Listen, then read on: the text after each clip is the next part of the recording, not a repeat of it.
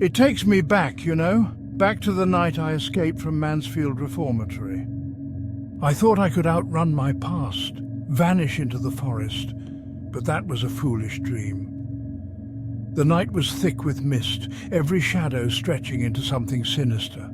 I stumbled into those woods, convinced I could find freedom, but I wasn't alone. There was something out there, something watching me. At first I felt it just behind me, a weight in the air that made my skin crawl. I'd hear the snapping of twigs, the rustle of leaves, but when I turned around, nothing. Just the trees, standing silent, ancient sentinels to my growing panic. I counted the days as they bled together, 1, 2, 3. By the end of the week, I was lost in a labyrinth of fear. My stomach growled, empty and raw. I learned how to forage, roots that tasted bitter, berries that burst like tiny bombs of sweetness on my tongue.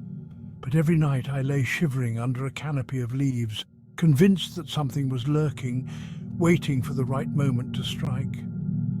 I heard it breathing, a low, rumbling sound that echoed through the trees.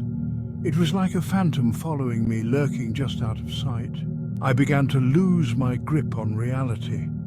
The forest warped around me, each shadow twisting into a nightmare. I started throwing stones at nothing, screaming into the void, hoping to scare it away. The echoes of my cries only fed my hysteria. On the 5th night, I reached my breaking point.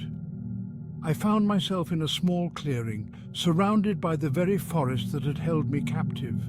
I stood there, fists clenched, hurling anything I could find, branches, dirt, my own despair, at the shadows.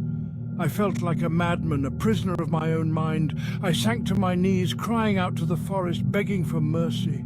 Then I heard them. The voices, distant but growing closer.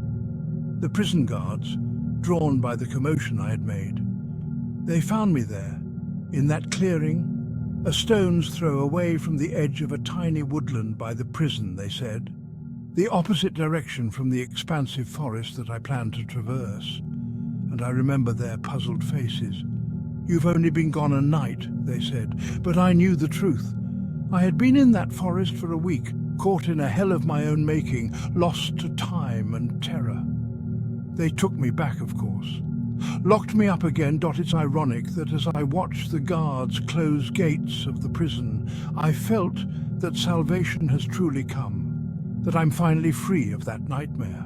But those nights in the forest, they haunt me still. I know what I saw, what chased me through the trees. And that's why I'm here tonight, by this fire, speaking to you, my only audience.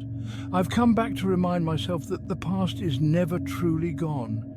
It lingers like a ghost waiting to be faced. And now I am back, and so are you.